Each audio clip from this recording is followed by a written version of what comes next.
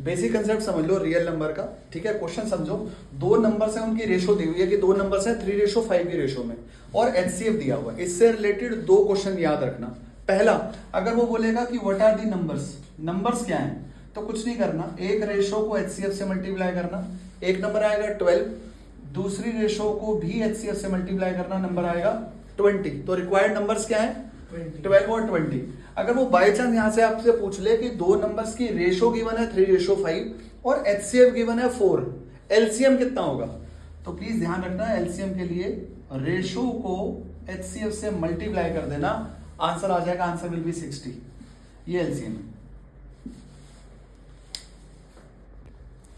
Basic concept समझ लो real number का। ठीक है, क्वेश्चन समझो। दो नंबर से उनकी रेशो दी हुई है कि दो नंबर से 3:5 की रेशो में, और एचसीएफ दिया हुआ है। इससे रिलेटेड दो क्वेश्चन याद रखना। पहला, अगर वो बोलेगा कि बेसिक कंसेप्ट समझ लो रियल नंबर का। ठीक है, क्वेश्चन समझो। दो नंबर से उनकी रेशो दी हुई है कि दो नंबर से 3:5 की रेशो में, और एचसीएफ दिया हुआ है। इससे रिलेटेड दो क्वेश्चन याद रखना। पहला, अगर वो बोलेगा कि